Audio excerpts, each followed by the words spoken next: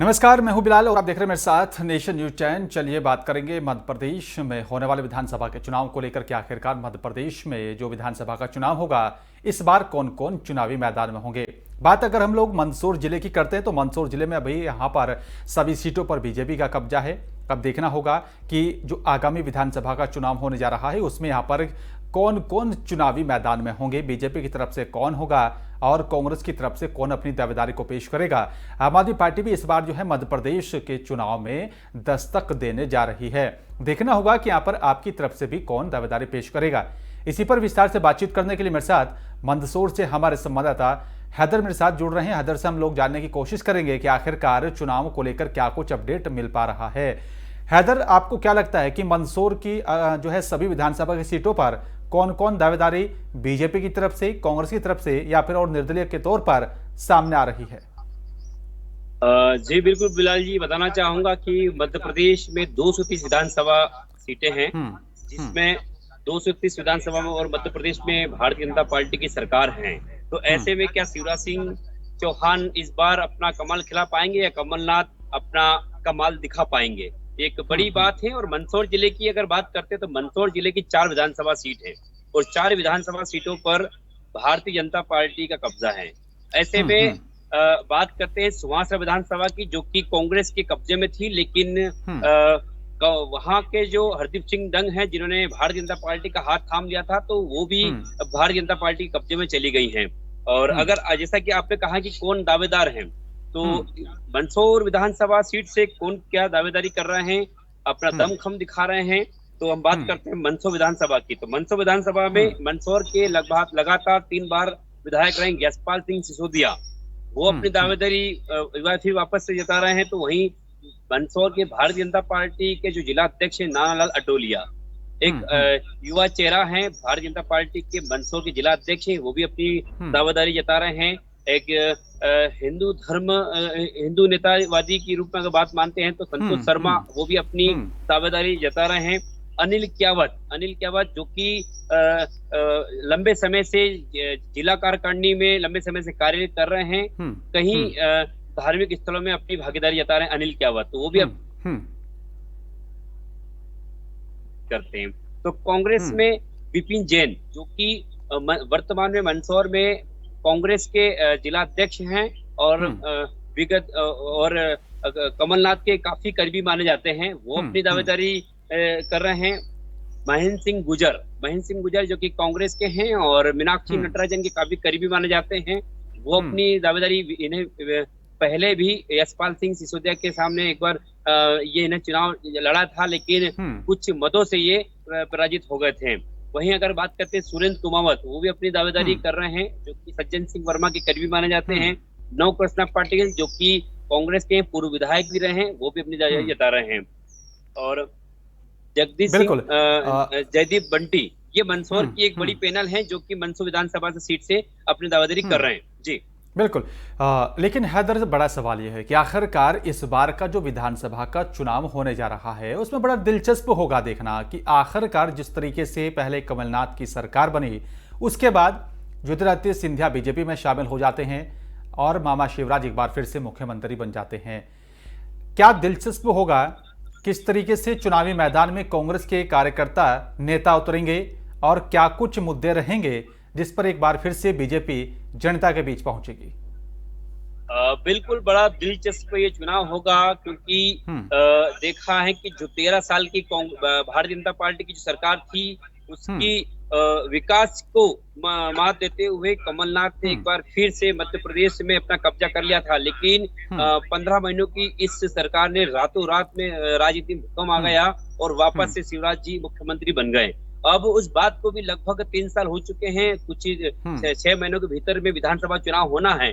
ऐसे में हम्म। ये साफ तौर पर जाहिर होता है कि जो 22 विधायक जिन्होंने हम्म। कांग्रेस से बगावत करके बीजेपी का दामन थामा था, हम्म। क्या वही वापस से रिपीट होंगे, एक बड़ी देखने वाली बात है। या लगातार उस जमीनी हम्म। कार्यकर्ताओं को टिकट दिया जाएगा या वही उन्हीं विधायकों को रिपीट किया जाएगा। हालांकि हम्म। और बात करते हैं कांग्रेस और बीजेपी की, तो हम्म। अभी वर्तमान में मध्य प्रदेश में लाडली बहना योजना का लगातार इस योजना को शिवराज सिंह चौहान ने प्रमुखता से ली है और लाडली बहना को 1,000 महीने का, जो कि शुरुआत 10 जून से अपनी महिलाओं के खाते में इन्होंने 1,000 रुपए दिए हैं।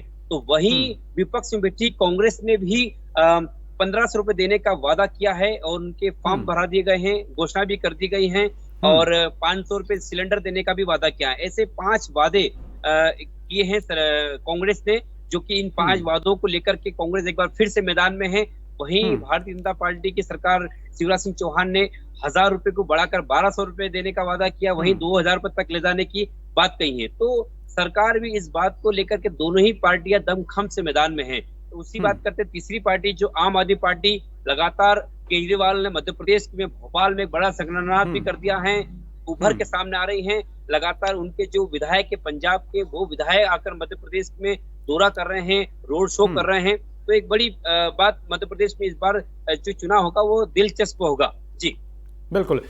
लेकिन सवाल यह है कि आखिरकार जिस तरीके से पहले कमलनाथ की सरकार बनी, बहुमत जनता का कमलनाथ सरकार यानी का कांग्रेस को मिला था, उसके बाद बदलाव हुआ मध्य प्रदेश की राजनीति में। लेकिन बड़ा सवाल है कि जिस तरीके से वादे किए जा रहे हैं जनता से, कांग्रेस की तरफ से कई जो है बड़े बड़े दावे और वादे किए जा रहे हैं, अगर हम लोग सत्ता में वापसी करते हैं तो इन जो है वादों को पूरा किया जाएगा। बीजेपी की तरफ से भी एक के बाद एक योजनाओं को लागू किया गया। आपको क्या लगता है जनता किस पर भरोसा करेगी?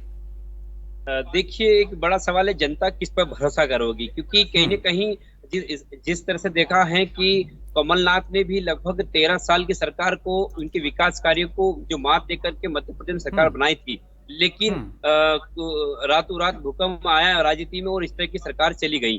तो कहीं न कहीं वापस एक बार फिर से दमखम के साथ कमलनाथ और शिवराज सिंह चौहान एक बार फिर से अपना दमखम दिखा रहे हैं, लेकिन जो विकास कार्य के, लेकिन हालांकि सरकार की जो योजना है, कांग्रेस में भी जब कांग्रेस की सरकार थी तो मिलावटखोरों के तहत और जो भ्रष्टाचार के खिलाफ कांग्रेस भी मैदान में आई थी और मिलावटखोरों के खिलाफ लंबा उन्होंने अभियान छेड़ा था।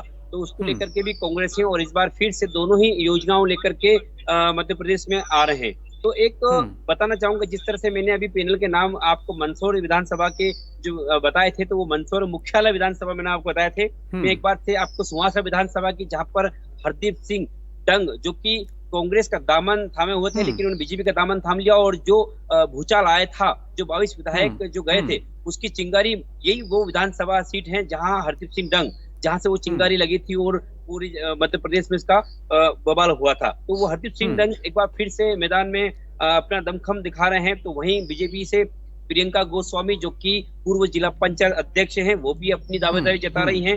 पूर्व विधायक रहे राधेश्याम पाटीदार, वो अपनी दावेदारी कर रहे हैं। उनका जो पुत्र है, उनकी पुत्र वधु है, जो कि मंदसौर जिला पंचायत अध्यक्ष हैं, वो एक बार फिर से अपनी दावेदारी जता रहे हैं। तो वहीं कांग्रेस की अगर बात करते हैं तो हरदीप सिंह डंग के सामने कांग्रेस के राकेश पाटीदार, जो कि विगत दिनों 2018-19 में जो उनके सामने चुनाव लड़े थे, वो अपने दावेदारी जता रहे हैं। बालू सिंह तरनो सोलंकी, वो किसानी नेता हैं, वो भी अपनी दावेदारी कर रहे हैं। कमलेश जायसवाल, जो कि उनकी कर्मभूमि जन्मभूमि भी सुहासा कहा जाती है, वो भी अपनी दावेदारी जता रहे हैं।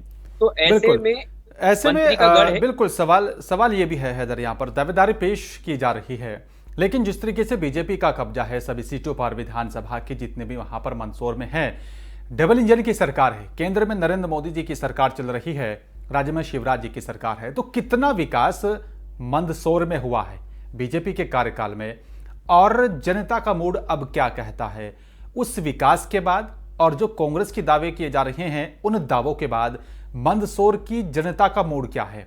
आपने लोगों से बात की होगी, क्या कुछ निकलकर सामने आ रहा है, किस तरीके का विकास जनता देखना चाहती है, कितना विकास हुआ है? क्योंकि एक बड़े अंतराल के बाद कमलनाथ जी की सरकार बनी, उसके बाद फिर से बदलाव हुआ, शिवराज जी की सरकार बन गई, कई उतार चढ़ाव देखे मंदसौर की जनता ने, पूरे मध्य प्रदेश की जनता ने, लेकिन एक्चुअल में अब जनता का मूड क्या है? बिल्कुल, डबल इंजन की सरकार, केंद्र में नरेंद्र मोदी की सरकार है, भारतीय जनता पार्टी की मध्य प्रदेश में शिवराज सिंह चौहान यानी भारतीय जनता पार्टी सरकार है। ऐसे में जो विकास की बात है, विकास किया है और करेंगे, भारतीय जनता पार्टी का एक नारा है, किया और करते हैं, कर रहे हैं।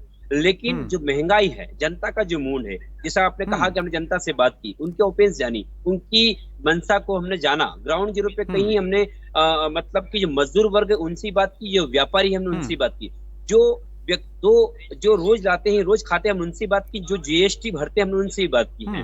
उनका देखो, महंगाई का एक बड़ा मुद्दा मध्य प्रदेश में इस बार चुनावी मुद्दा हो सकता है, क्योंकि महंगाई जो है वो चरम सीमा, क्योंकि कहीं ना कहीं गैस सिलेंडर की बात करते हैं तो वो लगातार आसमान को छुए हैं, सब्जी भाजी की बात करते हैं वो आसमान छुए हैं, रोजगार नहीं है। मध्य प्रदेश का युवा राजस्थान और अन्य जिलों में गुजरात जाके अपना रोजगार ढूंढ रहा है, कर रहा है ना। तो एक बड़ा मुद्दा मध्य प्रदेश में रोजगार और महंगाई का एक बड़ा मुद्दा इस बार चुनावी मुद्दा बन सकता है। ये जनता की ओपिनियन है, क्योंकि महंगाई प्रत्येक व्यक्तियों की मार पड़ रही है और रोजगारी की बात करते तो जीरो है। जी बिल्कुल। लेकिन जिस तरीके से मध्य प्रदेश का एक बड़ा इलाका नक्सल प्रभावित इलाका रहा है, तो वहां पर शिक्षा को लेकर, विकास को लेकर, टूटी हुई सड़कों को लेकर कितना विकास जो है बीजेपी की सरकार में हुआ और उसका फायदा आने वाले विधानसभा के चुनाव में यहां पर शिवराज सरकार को मिलेगा? क्योंकि एक बड़ी समस्या है शिक्षा को लेकर भी दूर दराज के इलाकों में, उसको लेकर सरकार ने कितना काम किया जिसका सीधा फायदा बीजेपी को मिलने वाला है? बिल्कुल, विकास तो मतलब मंदसौर जिले में हालांकि 2 मंत्री हैं। सुहासरा विधानसभा में हरदीप सिंह डंग हैं जो ऊर्जा नवीकरण मंत्री हैं। मल्हारगढ़ विधानसभा की बात करते हैं तो जगदीश देवड़ा है, वित्त मंत्री हैं, सीनियर विधायक हैं, वरिष्ठ विधायक हैं।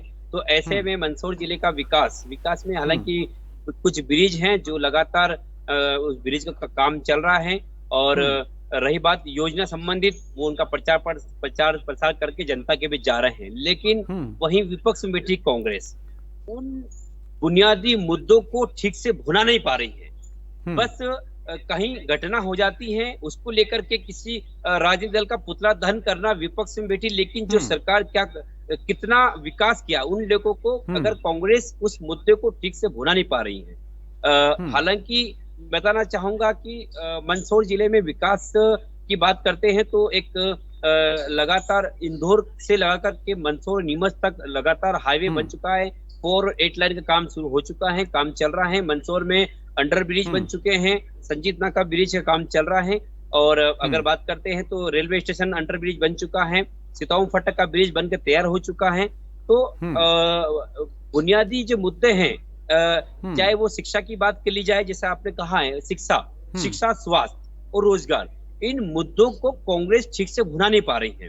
क्योंकि एक बड़ा मुद्दा है मंदसौर का युवा गुजरात और दिल्ली जाकर या अन्य राज्यों में जाकर के अपनी रोजगार तलाश रहा है, लेकिन मंदसौर में ऐसा कोई बड़ा उद्योग नहीं है जहां वो जिन्होंने आरटीआई किया हो या जो मतलब वो पढ़ लिख करके अगर वो वहां उसको रोजगार मिल सके, लेकिन वो अन्य जिलों में जाकर रोजगार तलाश रहा है। तो ऐसे कहीं न कहीं इन ब्रिजों और निर्माण के अलावा, रोड के अलावा, सड़क के अलावा इन ऐसे उद्योगों की जरूरत मंदसौर के में है, ताकि यहाँ का युवा यहाँ उसको काम मिल सके। ये एक बड़ी प्राथमिकता मंदसौर में होना चाहिए। जी होना चाहिए, बिल्कुल। हैदर, आपसे मेरा आखिरी सवाल है, इस बार का जो आगामी विधानसभा का चुनाव होने जा रहा है मध्य प्रदेश में, क्या क्या मुद्दे खास रहने वाले हैं? किन किन मुद्दों का असर इस चुनाव पर पड़ने वाला है?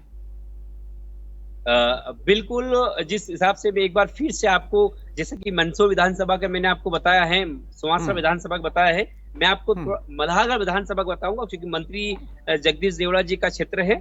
वहां से एक बार फिर से जगदीश जी देवड़ा अपनी दावेदारी कर रहे हैं। वहीं भारतीय जनता पार्टी से शांतिलाल मालवी, जो कि जनपद पंचायत अध्यक्ष में ही रहे हैं, थावरचंद जी गहलोत जो राज्यपाल है उनके करीबी माने जाते हैं उनके। और कांग्रेस की बात करते हैं, परशुराम सिसोदिया का नाम उभर के सामने आ रहा है। कमलनाथ के और राहुल गांधी करीबी माने जाते हैं। श्यामलाल जोगचंद जी जो लगातार विधानसभा का चुनाव जगदीश देवड़ा जी के सामने लगे हैं। और अगर महिला शक्ति को अगर कांग्रेस अगर टिकट देती है तो पुष्पा भारती, जिन्होंने 1998 में जगदीश देवड़ा को सुहासरा विधानसभा जी से पराजित किया था और 2003 में देवड़ा जी ने वापस से इनको हराया था, वो पुष्पा भारती का नाम ऊपर के सामने मल्हारगढ़ विधानसभा से आ रहा है। तो एक बड़ी पैनल आपको बताती है। और रही बात मुद्दों की, तो महंगाई का एक बड़ा मुद्दा इस मंदसौर जिले में गुजरने वाला है, क्योंकि महंगाई चरम सीमा पर है। महिलाओं की अगर बात करते हैं, किचन ही महंगा हो गया है। महिलाओं की में आकर मचा हुआ है। गैस सिलेंडर से लेकर के बात करते हैं तो चाहे बिजली की बात करते हैं तो बिजली में कांग्रेस ने दावा किया है कि 100 यूनिट हाफ 200 माफ, ऐसा एक दावा किया है। 5 बड़े मुद्दों को कर्नाटक के चुनाव का जो फार्मूला है वो मध्य प्रदेश में आजमाने की बात कर रहे हैं। तो एक जो आपने कहा नक्सलीवादी जो है चंबल इलाका, वहां से विगत दिनों प्रियंका गांधी ने चुनावी संघनाद किया है। एक बड़ा वहां पर एक 5 बड़े मुद्दों को लेकर के मध्य प्रदेश में सरकार बनाने की दावा किया है। तो एक बड़े मुद्दे हैं जी। बिल्कुल। देखना होगा कि जनता के जो दावे और वादे जनता से किए जा रहे हैं उस पर सरकार कितना खरा उतरेगी, और जो सरकार की तरफ से यानी कि शिवराज सरकार की तरफ से जो विकास किया गया उस विकास का असर जनता पर कितना पड़ रहा है। देखना यह भी होगा कि आखिरकार आगामी विधानसभा के चुनाव को लेकर सरकार के वो कौन सा विकास रहा है या फिर वो कौन सी योजनाएं हैं जिसका सीधा असर जनता पर पड़ रहा है, और चुनाव में जनता का साथ यहां पर भारतीय जनता पार्टी को मिलेगा या फिर कांग्रेस को मिलेगा। शुक्रिया आपका हैदर तमाम जानकारी साझा करने के लिए। लेकिन बड़ा अहम सवाल है कि आखिरकार मध्य प्रदेश में होने वाले विधानसभा के चुनाव को लेकर किस किस तरीके से जनता के बीच यहां पर कांग्रेस और साथ ही बीजेपी के बड़े नेता पहुंच रहे हैं, जनता का समर्थन हासिल करने की यहां पर कोशिश की जा रही है। देखना होगा विधानसभा के चुनाव में यहां पर किस पार्टी को कितना समर्थन मिलता है। खासकर बात का अगर मध्य प्रदेश के मंदसौर जिले की करेंगे, अभी यहां पर बीजेपी का कब्जा है जो है सभी सीटों पर, लेकिन आने वाले इस विधानसभा के चुनाव में यहां पर किस पार्टी को कितना जनाधार मिलेगा ये आने वाला वक्त ही बताएगा। फिलहाल मेरे साथ सिर्फ इतना ही। नमस्कार।